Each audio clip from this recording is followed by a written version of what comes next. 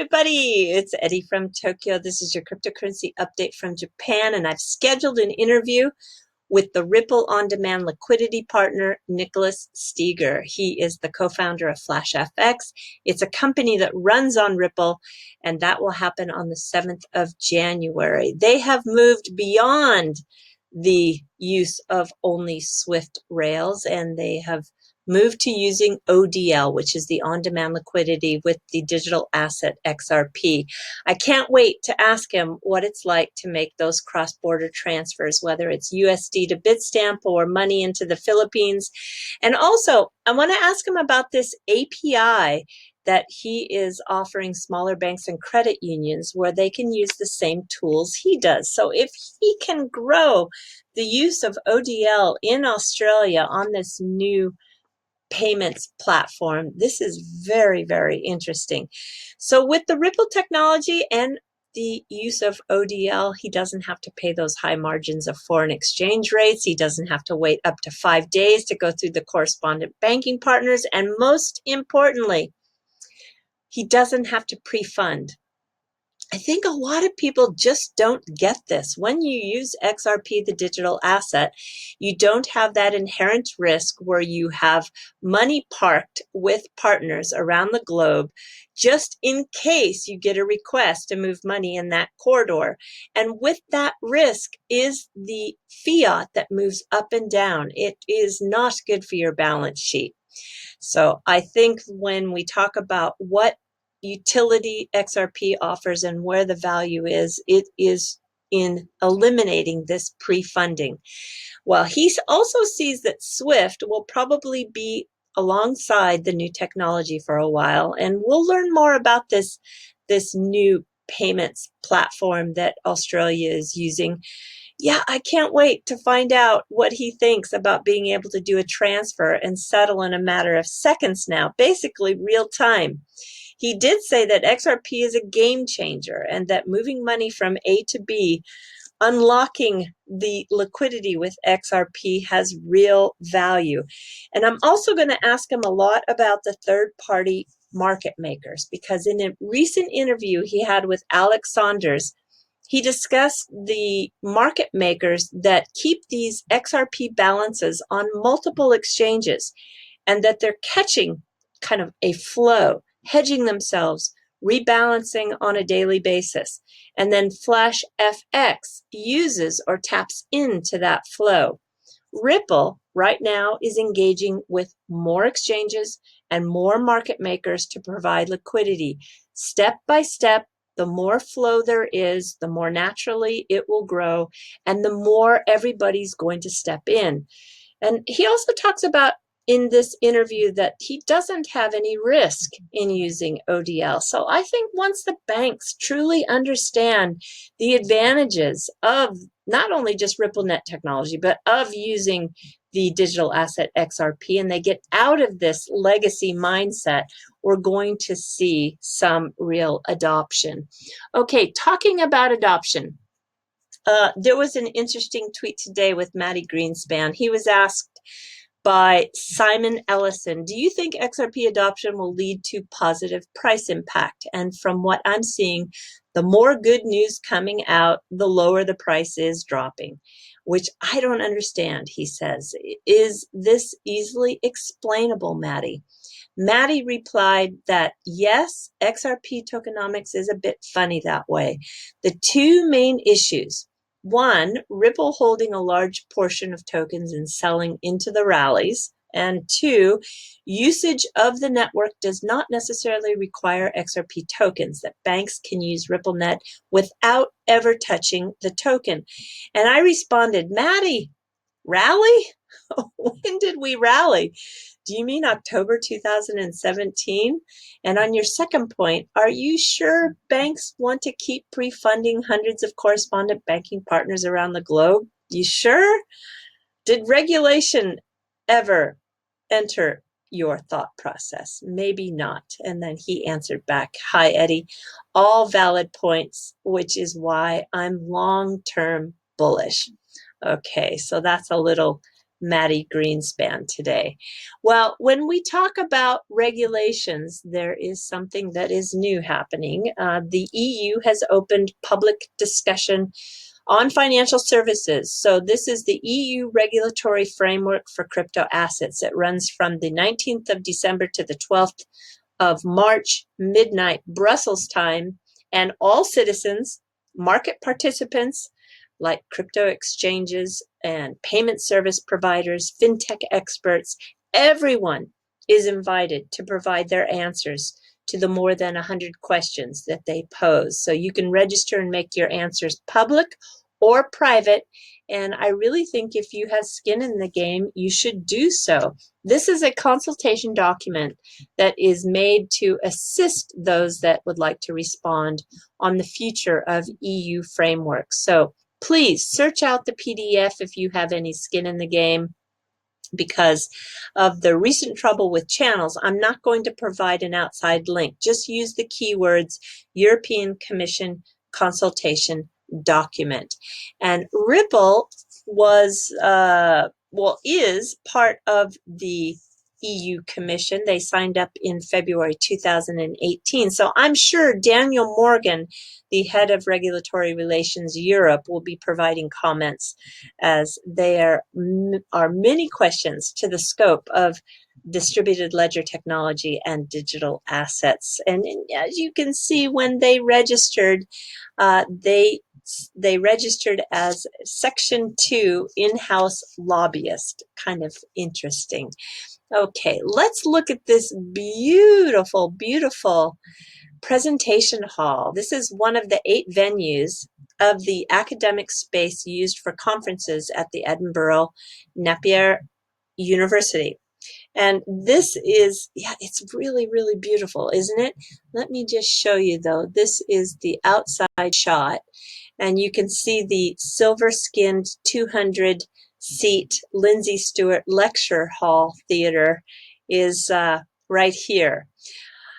I think Frank Lloyd Wright would just cringe looking at this site, because the ultra-modern building has a huge disconnect with the attempt to blend the old and new together. Yeah, Frank Lloyd Wright was very much an architect and designer that said that your construction needed to blend in with the environment. And I'm sorry. I mean, I think it's very, very cool looking, but unfortunately, I think it's a bad attempt at blending old and new.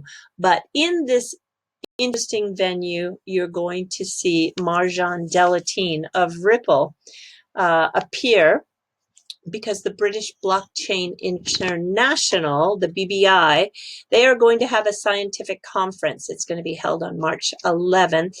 And Marjan will be on, she's actually part of the advisory board of the BBI, but she's going to be a speaker on a panel with IBM's Matt Lucas. And yeah, this has got an interesting title. You can see here, it's going to be the digital assets of and decentralized economy. So Ethereum, Corda, Hyperledger, Ripple, and IOTA. Competitors or collaborators? So which distributed ledger to use? I really am looking forward. I hope, of course, we get to see some of this captured on video. All right, I am jumping to a country that is Japan, that really has the regulations under control here. This is, of course, the new website that just went live a couple of days ago. The SBI CEO, Yoshitaka Kitao, is the representative of the Japan Security Token Offering Association. And the first illiquid asset to be tokenized here in Japan is going to be real estate. And the issuance will be on the Securitize platform. That's a platform that both Ripple and SBI have invested into. And did you know that Mr. Kitao just released another book? This came out on Monday, the 23rd.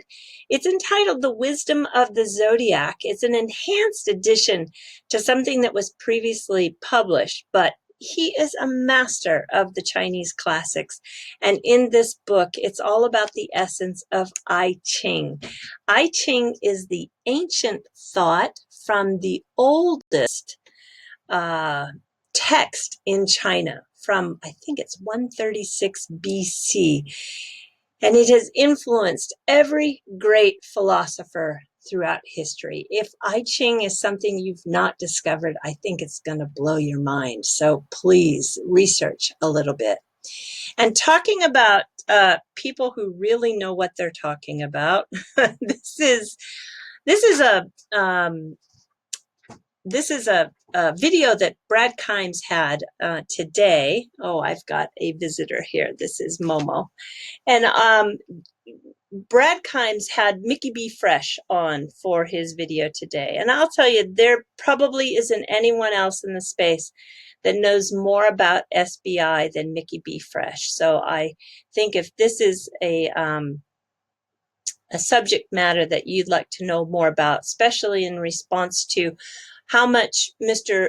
Kitao has actually executed from the time he has set out to do this, especially with R3, this is a great video. And I do understand that Mickey B. Fresh and Love for Crypto, they're going to collaborate together, and I think they're going to start a podcast. So that is really exciting. I love them both, and I think that they are going to be super valuable to the space, and I wanted to just let everybody know. All right, let's see if I can do this one-handed here. All right, I'm jumping to the fluff, everybody. I am talking about what people in Tokyo have been doing the last 3 days. So starting tomorrow afternoon, this country totally shuts down for 3 days. Yes, even to the 4th and 5th this year, but for sure the 1st, 2nd, and 3rd, nothing happens. Maybe a convenience store and maybe some of the large chains, but yeah, it's very, very quiet. I love Tokyo during these 3 days. So everybody went to Amayoko to stock up on food. This is one of the best places to buy all types of different sweets and seafood and prepared goods. I just think if you're a visitor to Tokyo, this is one place you want to go. Maybe not 3 days before the new year, but for a regular day, this is a really fun place. And what I was going to focus on mainly is this company here. This is the company that's going to offer that first security token offering, and they're going to do some real estate that is quite interesting, actually. I wanted to point out on the website, oh, I cannot do this with one hand. Momo, you're just going to have to get down. I wanted to put a link to the YouTube videos that talk about these special luxury properties that they have, because it's really, really fun to see the luxury property in Tokyo.